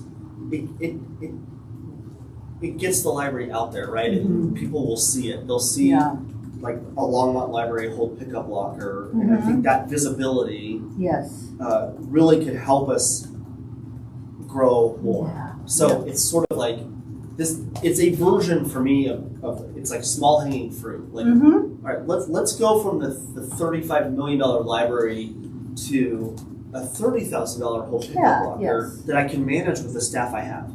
These current. And it's a real value added thing for many residents. So there you go. Did you get Okay, I did, yeah.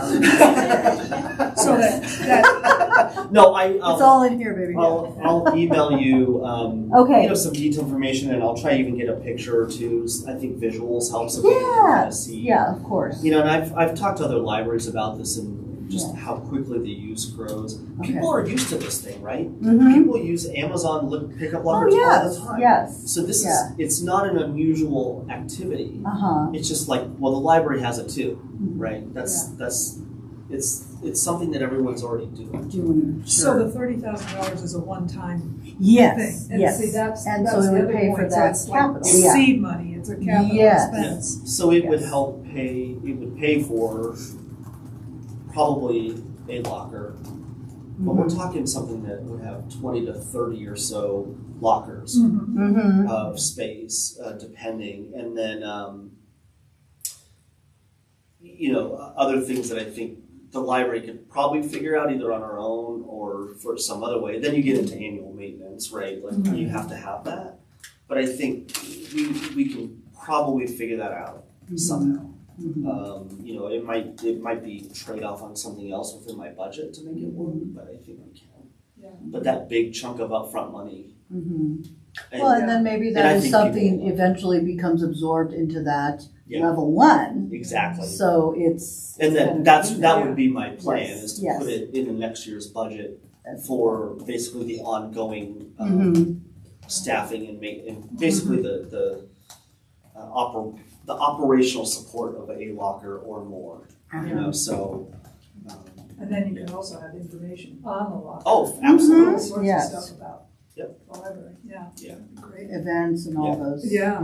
Yeah. So Cool. it's time we start getting our money where our mouth is. So. Thank you, Susie. Yeah. Anything else? No, that's it. Yeah. The library profession news, does anyone have anything for this month to share? Nothing significant that needs to be shared. This is it impacts this library. Right. I mean, it doesn't have to impact this library, but anyway, I don't have anything. Okay. Katie, anyone? This is a standing agenda item. Sometimes one of us finds an article or something that we think is relevant enough to share. So that's just an open invitation to anyone on the board to come with news or resource that they want to share. Any comments now that we are at the end of our meeting? Okay. And next month, just like this month, we're having to shift our meeting date a little bit because of the holiday. So we had voted, I think, in November to have our meeting on the 24th. We have different people now, so just wanting to make sure that that works for the both of you. Yeah. Because I actually will be away the week before. Okay. For the holiday. Wonderful. And, stuff happens too in life. So again, our quorum is 3 to proceed with the meeting. And when Tracy sends out those invites, if you have the ability to RSVP to the invite, either yes, no, maybe, it's really helpful for Tracy and the rest of us to know who we're expecting and who might not be able to attend. So please do try to respond to those if you can. Yes? I know I had voted to change that date to the 24th. I can't make the 24th now either. So Okay. I won't be able to make it to February's. So you can't make the 24th. Mm-hmm. Who else can't make the 24th? All right, we might be okay if everyone else can make it, but thank you for letting us know. We will adjourn at 9:07 p.m. and this is a long one. I apologize. We don't. But it's been very helpful to get all the background information. It felt like Yeah, this we needed this to is a hear good that. first meeting to just get situated. Thank you everyone for your time and